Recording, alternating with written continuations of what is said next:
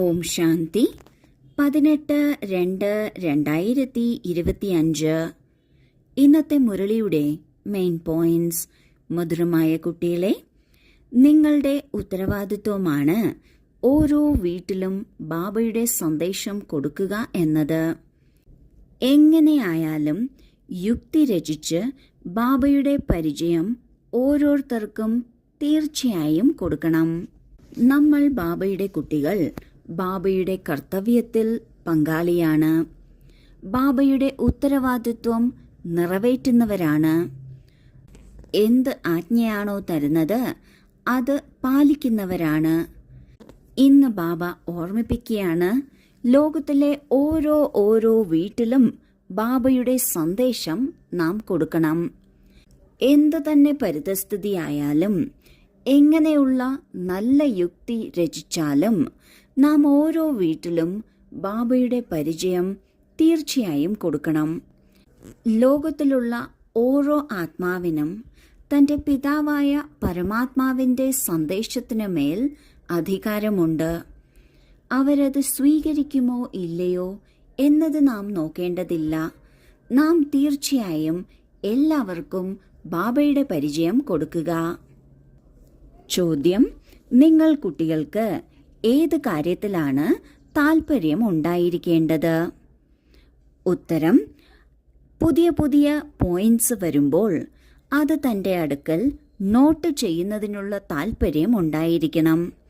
കാരണം ഇത്രയും നിറയെ പോയിന്റുകൾ ഓർമ്മിച്ചു വെക്കുക എന്നത് പാടാണ്.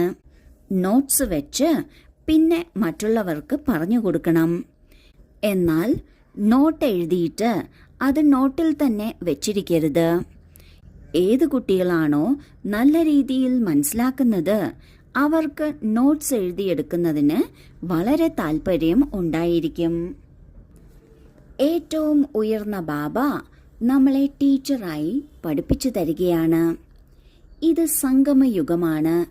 ഈ സംഗമയുഗത്തിൽ മുഴുവൻ സൃഷ്ടിയുടെയും കാഴ്ച നമുക്ക് ഒറ്റയടിക്ക് കാണാൻ സാധിക്കുന്നു. കാഴ്ച കാണാൻ സാധിക്കുന്നു അർത്ഥം ഈ മുഴുവൻ സൃഷ്ടിയുടെയും രഹസ്യം നമ്മൾക്കറിയാൻ സാധിക്കുന്നു. ഇത്രയും ഉയർന്ന പഠിത്തം, ഇത്രയും ഉയർന്ന ബാബ പഠിപ്പിക്കുമ്പോൾ ഏത് കുട്ടികൾക്കാണോ താൽപ്പര്യമുള്ളത് പഠിക്കുന്നതിനും മറ്റുള്ളവർക്ക് പഠിപ്പിച്ചു കൊടുക്കുന്നതിനും, അവർ തീർച്ചയായും നോട്ട് എഴുതിയെടുക്കും. എന്തുകൊണ്ടെന്നാൽ നാം വിദ്യാർത്ഥികളാണ്. വിദ്യാർത്ഥികൾ തീർച്ചയായും നോട്ട് എഴുതണം. എന്നാൽ മാത്രമേ നാം എന്താണോ എഴുതിയത് അത് പിന്നെയും റിവൈസ് ചെയ്ത് അത് മറക്കാതിരിക്കാൻ ബുദ്ധിയിൽ ഉറപ്പിക്കാൻ സാധിക്കുള്ളൂ. ബാബയും പറയുന്നു, ആർക്കാണോ പുതിയ പോയിന്റ്സ് ലഭിക്കുമ്പോൾ അത് മറക്കാതിരിക്കണം എന്ന ഒരു ശ്രദ്ധയുള്ളത് അവരായിരിക്കും നോട്ട് എഴുതുന്നത്. ആ നോട്ട് വെച്ച് പിന്നെ മറ്റുള്ളവർക്ക് മനസ്സിലാക്കിച്ചു കൊടുക്കാനും സാധിക്കും. എന്നാൽ നോട്ട് എഴുതിയിട്ട് അത് റിവൈസ് ചെയ്യാതിരിക്കുക, അത് അതുപോലെ കിടക്കുക, അങ്ങനെ ആയിരിക്കരുത്. ആർക്കാണോ ജ്ഞാനരത്നങ്ങളോട് വാല്യൂ ഉള്ളത്, മൂല്യമുള്ളത്, ബാബ പറയുന്ന നല്ല നല്ല പോയിന്റ്സിൽ രഹസ്യം കണ്ടെത്തുന്നത്, അവർ തീർച്ചയായും നോട്ട് എഴുതും.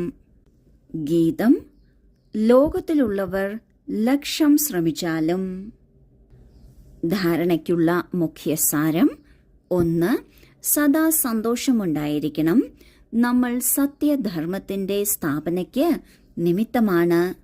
സ്വയം ഭഗവാൻ നമ്മെ പഠിപ്പിക്കുകയാണ്. നമ്മുടെ ദേവീ ദേവതാ ധർമ്മം വളരെ സുഖം നൽകുന്നതാണ്. 2. തോട്ടം സൂക്ഷിപ്പുകാരനായി മുള്ളുകളെ പുഷ്പമാക്കുന്നതിനുള്ള സേവനം ചെയ്യണം.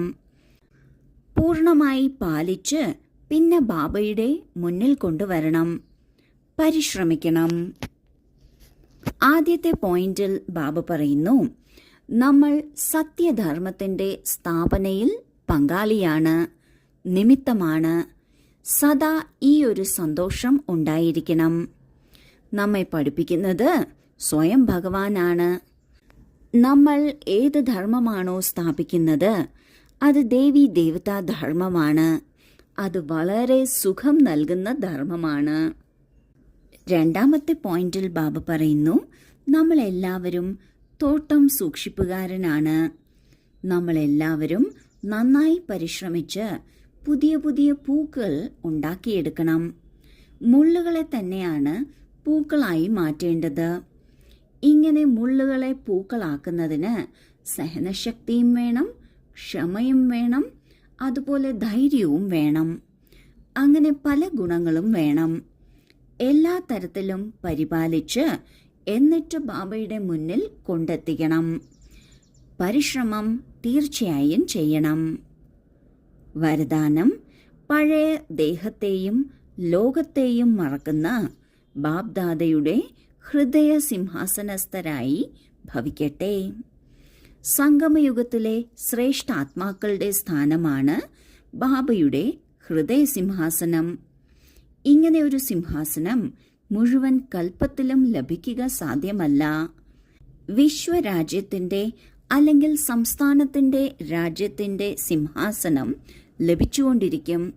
എന്നാൽ ഈ ഒരു സിംഹാസനം ലഭിക്കില്ല. ഇത് വളരെ വിശാലമായ സിംഹാസനമാണ്. നടക്കുമ്പോഴും തിരിയുമ്പോഴും കഴിക്കുമ്പോഴും ഉറങ്ങുമ്പോഴും സദാ സിംഹാസനസ്ഥരായിരിക്കാൻ സാധിക്കും. ഏതു കുട്ടികളാണോ സദാ ബാബ്ദാദയുടെ ഹൃദയ സിംഹാസനത്തിലിരിക്കുന്നത്, അവർ ഈ പഴയ ദേഹത്തിൽ നിന്നും ദേഹത്തിന്റെ ലോകത്തിൽ നിന്നും വിസ്മൃതരായിരിക്കുന്നു. ഇവയെ കണ്ടുകൊണ്ടും കാണാതിരിക്കുന്നു. ഈ സംഗമയുഗത്തിൽ മാത്രമാണ് നമുക്ക് ബാബയുടെ ഹൃദയത്തിൽ ഇരിക്കാൻ സാധിക്കുന്നത്. മുഴുവൻ കൽപ്പത്തിലും ഈ ഹൃദയ സിംഹാസനം ലഭിക്കുക സാധ്യമല്ല. ഏറ്റവും ആദ്യം ബാബയുടെ ശരിയായ പരിചയം ഇല്ല, ബന്ധത്തെക്കുറിച്ച് അറിയില്ല, എന്ത് പ്രാപ്തി ഉണ്ടാകുന്നു എന്നതും അറിയില്ല. എല്ലാം അറിയാൻ സാധിക്കുന്നതും അതിനനുസരിച്ച് പ്രവർത്തിക്കാൻ സാധിക്കുന്നതും ഈ സംഗമത്തിൽ മാത്രമാണ്.